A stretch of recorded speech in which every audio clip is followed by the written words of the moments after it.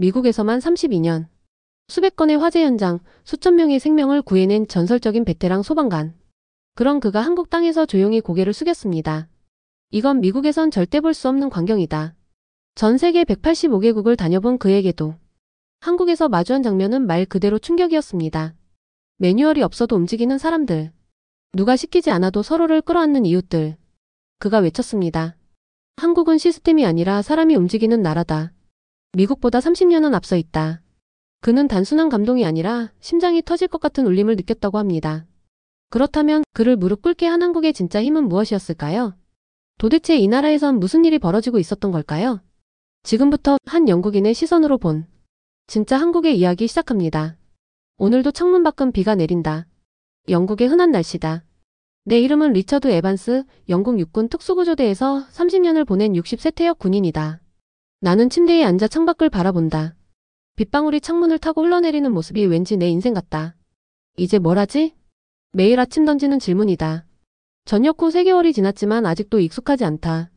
예전에는 알람이 울리면 바로 일어나 제복을 입고 현장으로 달려갔다.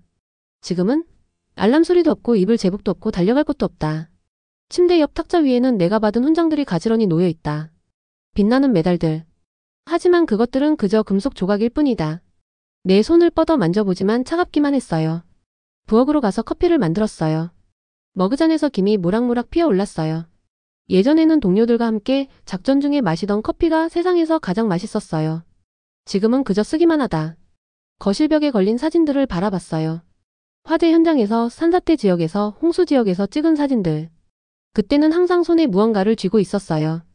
호스, 로프 또는 누군가의 손. 지금 내 손은 비어 있었어요. 전화기가 울리고 있었어요. 마이클이다. 국제인도구조협회에서 일하는 내 오랜 친구예요.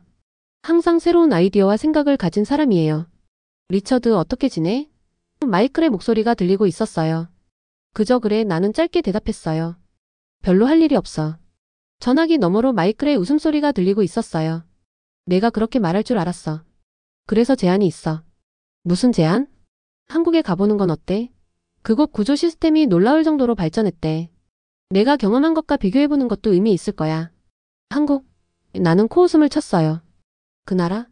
그냥 기술력으로 덧칠한 나라잖아. 감정 없는 스마트 도시들, 회색 빌딩에 로봇들만 가득한 곳이라고. 내 속에서 말이 튀어나왔어요. 하지만 그 말을 내뱉는 순간 마음 한구석이 묘하게 허전하다. 마이클의 짧은 침묵 후에 그가 다시 말했어요. 어디서 그런 이야기를 들었니? 직접 가보지도 않고 판단하는 건 너답지 않은데. 그 말이 내 마음을 찔렀어요. 마이클은 틀리지 않았어요. 내가 항상 중요하게 생각했던 것은 직접 경험이었어요. 그런데 한국에 대해서는 왜 이렇게 쉽게 판단했을까? 창문 밖을 다시 바라봤어요. 비는 그치지 않고 계속 내리고 있었어요. 마치 내 마음속의 회색 기분처럼. 생각해볼게, 나는 마지못해 대답했어요. 전화를 끊고 소파에 앉아 생각에 잠겼어요. 벽 난로의 불씨가 하나둘 꺼져가는 모습이 눈에 들어왔어요. 문득 그 불씨가 내 모습 같다는 생각이 들었어요. 예전에는 뜨겁게 타올랐지만 이제는 서서히 식어가고 있는 팔뚝의 흉터를 무의식적으로 만졌어요. 10년 전 아파트 화재 현장에서 생긴 상처였어요. 그때는 아픔도 느끼지 못했어요. 누군가를 구하는 일이 더 중요했으니까. 지금은 그저 오래된 상처일 뿐이에요. 며칠 후 나는 짐을 꾸리고 있었어요. 마이클의 제안을 받아들인 것이에요. 가방에 옷과 필요한 물건들을 넣으며 중얼거리고 있었어요. 어차피 무의미한 일상이라면 한 번쯤은 가보지 뭐. 그래, 한국으로 가보자. 내 예상대로 차갑고 감정 없는 도시라면 그저 여행 한 번 다녀온 셈 치면 된다. 하지만 만약 다르다면? 그 생각은 잠시 미루고 여권을 가방에 넣었어요. 이제 출발할 시간이에요. 창문 밖을 마지막으로 바라보니 비가 그치고 있었어요. 어쩌면 이것은 무언가의 시작을 알리는 신호일지도 모른다고요. 인천국제공항에 발을 디딘 순간 내 주변은 온통 움직임으로 가득했다. 사람들은 빠른 걸음으로 각자의 목적지를 향해 걸어갔다. 누구 하나 웃지 않고 누구 하나 말을 걸지 않았다. 딱 내가 상상했던 한국의 모습이다. 역시 예상대로야. 나는 중얼거렸다. 기계 같은 도시군. 공항에서 서울 시내로 향하는 열차에 올랐다. 창밖으로 펼쳐지는 도시 풍경은 높은 건물들과 번쩍이는 네온사인들로 가득했다. 모든 것이 너무 깨끗하고 정돈되어 있었다. 마치 감정 없이 설계된 도시 같았다. 호텔에 도착해 짐을 풀고 있을 때 전화가 울렸다. 서울시 소방청에서 온 연락이었다. 에반스 씨, 내일 오전 10시에 외국인 전문가 교류 프로그램 일정이 시작됩니다. 로비에서 만나겠습니다. 다음날 아침 로비에서 만난 안내원은 젊은 남성이었다. 그는 공손하게 인사하고 자신을 소개했다. 안녕하세요. 저는 김태호입니다. 서울 소방서 구조대원이에요. 오늘 첫 일정은 지하철 화재 대피 훈련 참관입니다. 태호의 팔뚝에는 깊은 화상 자국이 있었다. 나는 본능적으로 그것이 진짜 불 속의 흔적임을 알아챘다. 군인의 눈은 속일 수 없다. 버스를 타고 훈련 장소로 이동하는 동안 나는 코웃음을 쳤다. 이런 훈련이 얼마나 대단하겠어? 하지만 그 말을 입 밖으로 내지는 않았다. 지하철역에 도착했을 때 놀랍게도 많은 시민들이 이미 모여 있었다. 어린이부터 노인까지 다양한 연령층의 사람들이 훈련에 참여하고 있었다. 경고음이 울리자 모든 사람들이 움직이기 시작했다. 내가 본 훈련 중 가장 질서정연했다. 혼란이 없었다. 사람들은 서로를 밀치거나 앞서가려 하지 않았다.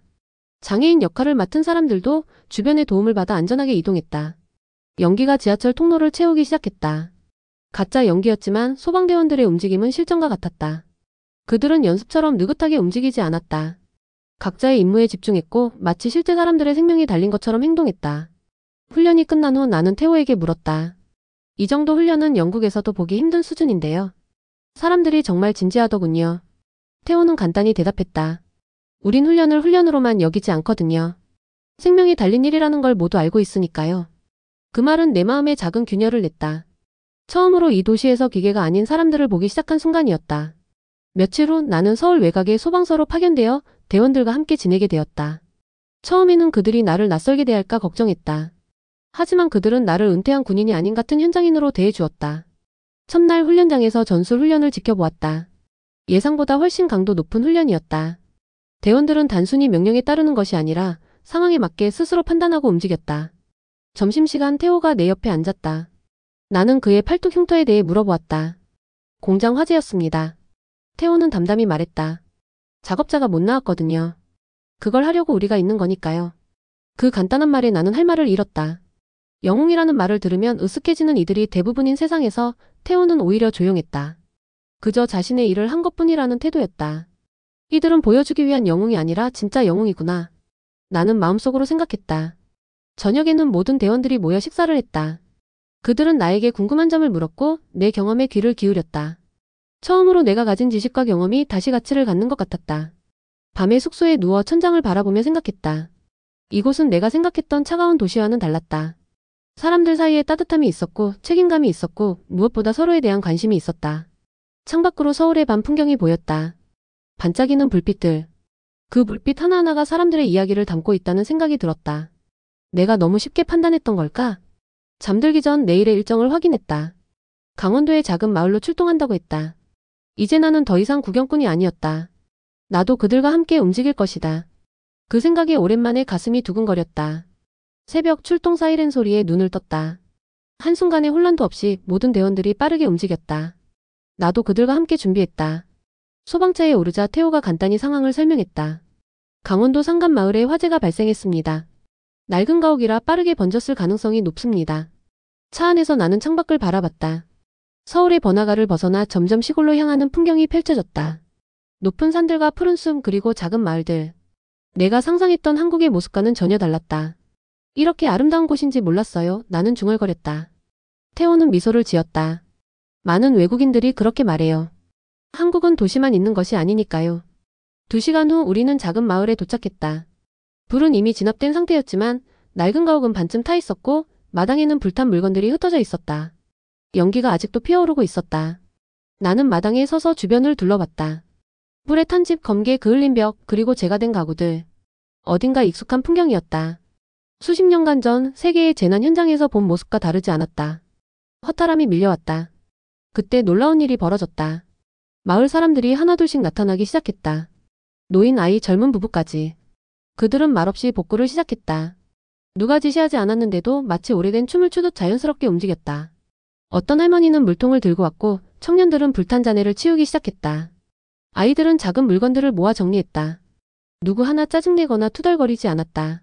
이건 훈련이 아니야. 나는 깨달았다. 이건 삶 자체로 움직이는 공동체야. 태호가 내 옆에 서서 설명했다.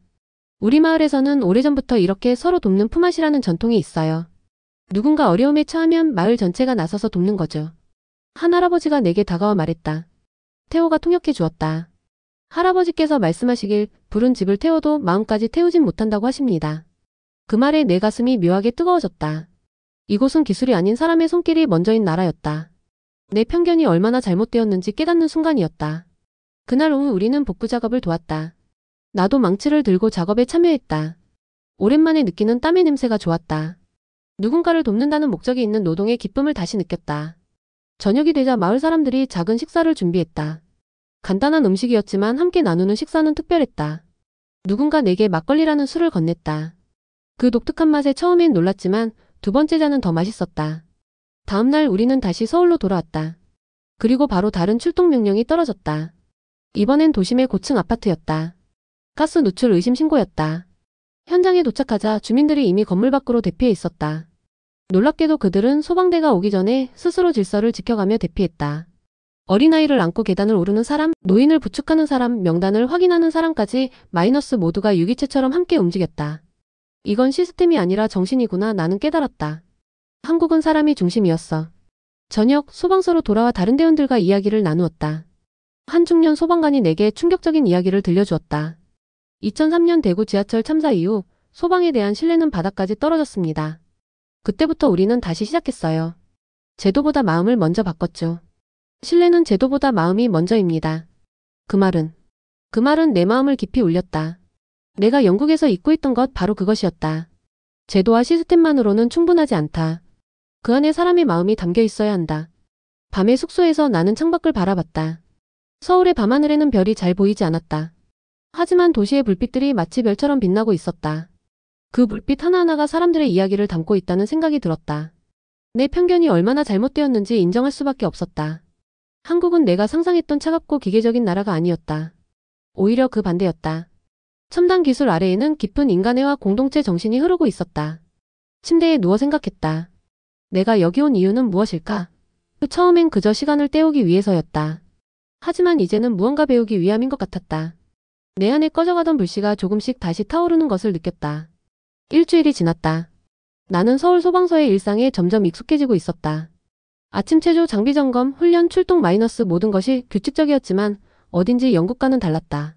이곳의 모든 행동에는 의미가 담겨 있었다. 오늘은 종합재난훈련센터에서 실전 훈련이 있는 날이었다. 태호가 내게 설명했다. 오늘은 고층 건물 화재 대응 훈련입니다. 실제 연기와 열을 사용하는 실전 훈련이에요. 훈련센터에 도착하자 대원들은 모두 진지한 표정으로 장비를 점검했다. 나도 방화복과 산소통을 착용했다. 오랜만에 입어보는 방화복은 묘하게 편안했다. 마치 오래된 친구를 다시 만난 듯한 느낌이었다. 훈련이 시작되었다. 건물 안으로 들어서자마자 짙은 연기가 시야를 가렸다. 앞이 거의 보이지 않았다. 이런 상황에서는 다른 감각에 의존해야 한다. 나는 오랜 경험에서 나오는 본능을 따랐다. 3층으로 올라가세요. 통신기에서 지시가 들렸다. 우리 팀은 천천히 계단을 올라갔다. 열기가 점점 강해졌다. 진짜 불이 있는 것은 아니지만 훈련용 열원은 충분히 뜨거웠다. 땀이 방화복 안으로 흘러내렸다. 3층에 도착했을 때 갑자기 무전에서 다급한 목소리가 들렸다. 대원 한 명이 부상했습니다. 위치 확인 불가. 수색 필요. 태호와 나는 눈빛을 교환했다. 이것은 예정된 훈련의 일부가 아니었다. 실제 상황이었다. 내가 앞장설게요. 태호가 말했다. 같이 가자. 나는 단호하게 말했다. 우리는 연기 속을 더듬어 가면서 부상당한 대원을 찾기 시작했다. 시야가 거의 확보되지 않는 상황에서 방 구석구석을 살폈다. 내 심장은 빠르게 뛰고 있었지만 이상하게도 두려움은 없었다. 오히려 명확함이 있었다. 여기. 태호가 외쳤다. 모퉁이에서 한 대원이 넘어져 있었다. 그는 발목을 다친 듯했다. 태호와 나는 서로 눈빛만 교환한 후 자연스럽게 움직였다. 나는 대원의 왼쪽 어깨를, 태호는 오른쪽을 잡았다. 괜찮아. 우리가 데리고 나갈게. 나는 대원에게 말했다. 연기 속에서 출구를 찾는 것은 쉽지 않았다. 하지만 내 몸은 기억하고 있었다. 수십 년 동안 이런 상황에서 사람들을 구해온 경험이 몸에 새겨져 있었다. 천천히 하지만 확실하게 우리는 출구를 향해 움직였다. 그 순간 내 안에서 뭔가가 다시 타오르기 시작했다. 이것은 단순한 훈련이 아니라 내가 찾고 있던 바로 그것, 사명감이었다. 마침내 건물 밖으로 나왔을 때 신선한 공기가 폐를 채웠다. 부상당한 대원은 구급대원들에게 넘겨졌다. 다행히 심각한 부상은 아니었다. 헬멧을 벗자 다른 대원들이 우리에게 다가와 박수를 보냈다. 그들의 눈빛에는 존중이 담겨 있었다. 그냥 내가 원래 하던 일이었을 뿐인데요. 나는 겸손하게 말했다. 하지만 내 가슴 한편은 뭉클했다. 오랫동안 잊고 있던 불꽃이 다시 살아나는 듯했다. 나는 다시 살아있다는 느낌을 받았다. 훈련이 끝난 후 태호가 내게 물병을 건넸다. 형님은 정말 대단해요. 그 연기 속에서 어떻게 방향을 찾았어요? 나는 미소를 지었다. 경험이지. 하지만 내가 없었다면 못했을 거야. 태호는 고개를 저었다. 아니에요. 형님이 리드했잖아요. 우린 그냥 따라갔을 뿐이에요. 그 말에 나는 깊이 생각했다. 리더십이란 무엇인가? 명령을 내리는 것? 아니면 행동으로 보여주는 것? 어쩌면 내가 영국에서 잊고 있던 것은 바로 그것이었다. 저녁 소방서로 돌아왔을 때 대원들은 나를 다르게 대했다. 이제 나는 단순한 외국인 전문가가 아니었다. 나는 동료였다. 샤워를 하고 나오는데 소방서장이 나를 불렀다. 리처드 씨, 오늘 훈련에서 보여준 행동에 감사드립니다. 우리 대원이 다치지 않게 도와주셨어요. 당연한 일이었습니다. 나는 대답했다. 소방서장은 잠시 나를 바라보더니 말했다. 당신은 아직 불을 잃지 않았군요. 그 말은 화살처럼 내 가슴을 관통했다. 그렇다. 나는 아직 불을 잃지 않았다. 그 불씨는 여전히 내 안에 있었다. 단지 잠시 숨겨져 있었을 뿐. 그날 밤 옥상에 올라가 서울의 밤하늘을 바라봤다. 도시의 불빛들이 반짝이고 있었다. 별처럼. 내 마음속에도 작은 불씨가 다시 밝게 타오르고 있었다. 한국에서의 마지막 날이 다가왔다. 2주간의 시간이 눈 깜짝할 사이에 지나갔다. 아침에 일어나 창밖을 바라보니 처음 도착했을 때와는 다른 서울이 보였다. 같은 건물들, 같은 거리들이었지만 내 눈에는 전혀 다르게 비쳤다. 이제 나는 그 차가운 빌딩들 사이에서 따뜻한 사람들의 이야기를 볼 수 있었다. 바쁘게 움직이는 사람들 속에서 서로를 돕는 작은 순간들을 발견할 수 있었다. 아침 식사 후 태호가 나를 찾아왔다. 오늘 소방청에서 형님을 위한 작은 행사를 준비했어요. 간단한 환송회예요. 서울 소방청에 도착하자 놀라운 광경이 펼쳐졌다. 대형 현수막이 걸려 있었다. 리처드 에반스, 당신은 우리의 형제입니다. 대원들이 모두 모여 있었다. 태호 소방서장 그리고 지난 2주 동안 만났던 모든 사람들. 그들의 얼굴에는 진심 어린 미소가 있었다. 소방서장이 나에게 다가와 작은 상자를 건넸다. 열어보니 명예 소방관 명패가 들어있었다. 내 이름과 한국어로 쓰인 문구가 새겨져 있었다. 이 명패는 단순한 기념품이 아닙니다. 소방서장이 말했다. 태호가 통역을 해주었다. 이것은 증거입니다. 당신이 우리와 마음을 나눴다는 증거입니다. 나는 목이 메었다. 말을 하려고 했지만 감정이 북받쳐 올라 쉽게 나오지 않았다. 감사합니다. 간신히 말을 이었다. 처음에 저는 한국을 오해했습니다. 차갑고 기계적인 나라라고 생각했지만 실제로는 가장 따뜻한 마음을 가진 사람들이 사는 곳이었습니다. 대원들이 박수를 쳤다. 누군가 내 어깨를 두드렸고 또 누군가는 악수를 청했다. 그들의 눈빛에서 나는 진정한 동료애를 느꼈다. 태호가 내게 다가와 말했다. 형님, 영국으로 돌아가도 우리를 잊지 마세요. 절대 잊지 않을 거야. 나는 대답했다. 한국은 내게 두 번째 심장을 줬으니까. 그날 오후 공항으로 향하는 차 안에서 나는 창밖을 바라봤다. 서울의 풍경이 천천히 지나갔다. 이제 내 눈에는 그 모든 것이 생명력으로 가득 차 보였다. 태호가 공항까지 배웅해 주었다. 헤어지기 전 그는 내게 작은 선물을 건넸다. 한국 전통 부채였다. 불을 다루는 사람에게는 바람도 필요하니까요? 그는 웃으며 말했다. 나는 그를 꼭 안아주었다. 말없이. 때로는 말보다 행동이 더 많은 것을 전할 수 있으니까. 비행기 안에서 나는 창밖의 구름을 바라보며 지난 2주를 돌아봤다. 내가 얼마나 변했는지 스스로도 놀라웠다. 처음엔 무의미한 시간을 보내러 왔다고 생각했는데 결국 내 인생의 의미를 다시 찾게 되었다. 영국에 도착했을 때 비가 내리고 있었다. 하지만 이제 그 비가 우울하게 느껴지지 않았다. 오히려 모든 것을 깨끗하게 씻어주는 듯했다. 집에 들어서자 모든 것이 그대로였다. 하지만 내 눈에는 다르게 보였다. 벽에 걸린 사진들, 내가 받은 훈장들, 그리고 빈 방들. 이제 그것들은 단지 과거의 기억이 아니라 미래를 위한 영감이 되었다. 다음날 아침 나는 일찍 일어났다. 오랜만에 기분 좋게 깨어났다. 커피를 마시며 앞으로 무엇을 할지 생각했다. 전화기가 울렸다. 마이클이었다. 돌아왔구나. 어땠어, 한국은? 말로 다 표현할 수 없을 정도로 놀라웠어. 나는 대답했다. 처음 내가 얼마나 오해했는지 몰라. 한국은 불의 나라야. 불의 나라라니? 겉으로는 차가운 도시처럼 보이지만 실제로는 사람들 마음속에 불이 살아있어. 진짜 불은 건물이나 장비에 있는 게 아니라 사람들 안에 있는 거야. 마이클은 웃음을 참지 못했다. 내가 널 잘 알았지. 뭔가 배우고 올 줄 알았어. 그래서 말인데 나는 진지한 목소리로 말했다. 내 강의 내용을 완전히 바꾸고 싶어. 한국에서 배운 것들을 토대로 새로운 구조 교육을 만들려고 해. 정말? 그게 뭔데? 공동체 진심 사람 중심 대응이야. 기술과 장비도 중요하지만 결국 사람이 모든 것의 중심이라는 걸 가르치고 싶어. 마이클은 잠시 침묵했다가 말했다. 내가 다시 살아난 것 같구나, 리처드. 그래, 나는 미소 지었다. 한국이 내게 불을 다시 지펴줬어. 그날 오후 나는 책상에 앉아 새로운 강의 계획을 세웠다. 한국에서의 경험, 그곳에서 만난 사람들, 그리고 내가 배운 교훈들. 모든 것을 담아내고 싶었어요. 창밖을 바라보니 해가 빛나고 있었다. 비가 그치고 맑은 하늘이 펼쳐져 있었다. 마치 새로운 시작을 알리는 듯 했었어요. 명예 소방관 명패를 책상 위에 올려놓았다. 그것은 단순한 기념품이 아니었다. 내가 다시 불 속으로 들어갈 이유를 찾았다는 증거였어요. 차가운 도시라고 생각했지만 진짜 불은 사람 안에 있었어요. 내 마음속에 새겨진 이 문장은 이제 내 삶의 새로운 모토가 되었다. 60살의 나이에 나는 다시 열정을 되찾았다. 두 번째 심장을 얻은 것처럼 나는 다시 뛰기 시작했어요. 한국에서의 이주는 끝났지만 내 여정은 이제 막 시작되었다. 그리고 이 여정에서 나는 더 이상 혼자가 아니었어요. 내 안에는 이제 한국에서 만난 모든 사람들의 불꽃이 함께 타오르고 있었어요. 영상 재미있게 보셨나요? 구독과 좋아요는 콘텐츠 제작에 힘이 됩니다.